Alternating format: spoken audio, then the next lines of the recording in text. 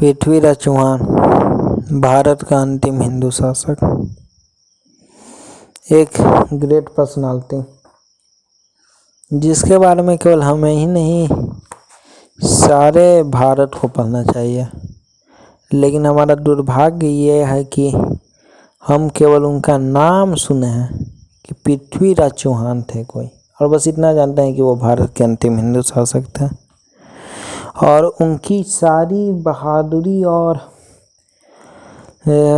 शक्ति को एक केवल दंत कथा बनाकर रख दिया गया, जो कि इससे बड़ा दुर्भाग्य भारत के लिए और कोई ना हो। पृथ्वीराज चौहान के बारे में हमारे NCERT चाहे जितने भी पुस्तक हैं उनके बारे में सिर्फ उनके बारे में एक पैराग्राफ दिया है, जो कि वो राजा था जिसके बारे में पूरी किताब लिखी जानी चाहिए, नहीं तो एक चैप्टर तो जरूर। सबसे बड़ा दुर्भाग्य ये है कि हमारे आज के आधुनिक भारत के कुछ इतिहासकार हैं कि वीर गाथा को केवल एक दंत कथा बताकर अपमान पहुंचाते हैं, और हमारे बिजी शेड्यूल में इतना भी टाइम नहीं है कि उनके बारे में सोच सकें। पृथ्वीराज चौहान या चौहान डायनेस्टी के शासक, इनके पिता थे आपके सोमेश्वर और माता कर्पूर देवी। बचपन से ही ये एक अलग छवि के साथ रहते थे। इन्होंने सिर्फ 14 साल की उम्र में कहा जाता है कि एक शेर का शिकार कर लिया था, जो कि अपने आप में बहुत बड़ी बात थी। पिता के बहुत जल्द ही मौत के कारण आगे इनको अपना राज्य संभालना पड़ा, और ये आज के मध्य प्रदेश, उत्तर प्रदेश, दिल्ली और पश्चिमी पंजाब में इनका राज्य था, और राजस्थान इनका राजधानी अजयमेरू, जो कि आज का अजमेर। ये एक ऐसे राजा थे जिनका कुल ही बड़ा नहीं था, ये खुद बहुत बड़े थे।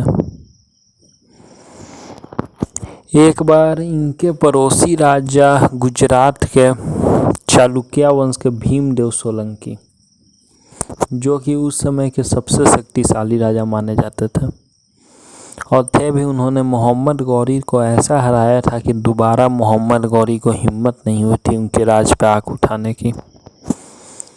उनसे युद्ध मोल ले लिया था कि सिर्फ एक स्त्री का इज्जत के लिए।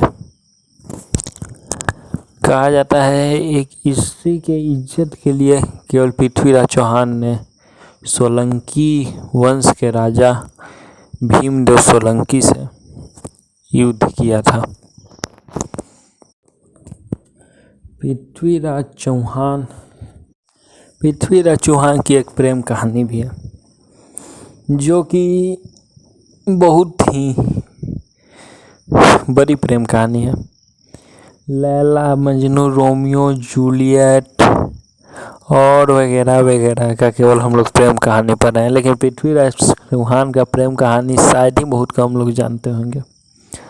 रानी संयोगिता के साथ, जो कि उनके एक दुश्मन या उनसे जलने वाले एक राजा जयचंद की बेटी थी।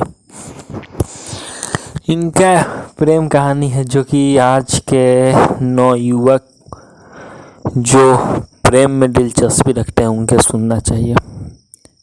और प्रेम के समय क्षत्रिय धर्म क्या है ये भी जानना चाहिए। आपका भगवान श्री कृष्ण कहते हैं कि अगर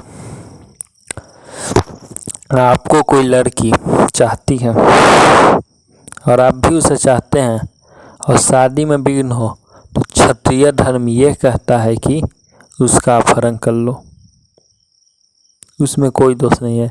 ऐसा ही हुआ था कुछ, जब जयचंद अपनी बेटी संयोगिता का स्वयंवर करवाया था तो उसने आसपास के सारे राजाओं को बुलाए गए थे। ये बहुत ही मज़ेदार कहानी है। तो उनके स्वयंवर में सारे राजाओं को बुलाया गया, लेकिन पृथ्वीराज चौहान को नहीं बुलाया गया।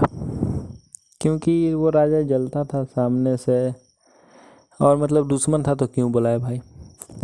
लेकिन पृथ्वीराज चौहान उस समय के एक मतलब उभरते हुए स्टार था। 25-26 साल उम्र, हैंडसम, 6 फीट हाइट, शरीर से ताकतवर। तो उनका एक इंटरेस्ट चलता था, और संयोगिता भी कहा जाता है कि वो बहुत ज़्यादा सुंदर थे। तो संयोगिता ने एक पत्र लिखा था पृथ्वीराज चौहान को कि मैं आपसे मतलब प्रेम करती हूँ, आपसे विवाह करना चाहती हूँ।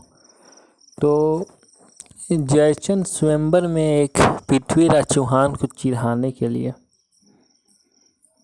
एक पुतला उनका बनवा कर उसके हाथ में भाला रख कर द्वार पर खड़ा कर लिया था। मतलब पृथ्वीराज चौहान को द्वार पार बता रहा था। लेकिन जैसे ही स्वयंवर स्टार्ट हुआ, संयोगिता अन्य राजाओं और राजकुमारों को छोड़कर पृथ्वीराज चौहान का जो पुतला जो जयचंद ने द्वारपाल के जगह खड़ा किया था, वहाँ पर जाकर वरमाला डाल दिया। फिर पृथ्वीराज चौहान उस सभा में मौजूद थे, वो भेष बदल कर गए हुए थे। उसी समय वो वहाँ से संयोगिता को उठाए और घोड़े पर बैठकर वहाँ से अपने राज्य जय मेरू और जो आज का अजमेर है वहाँ आ गए। ये थी संयोगिता की प्रेम कहानी। और अगले भाग में हम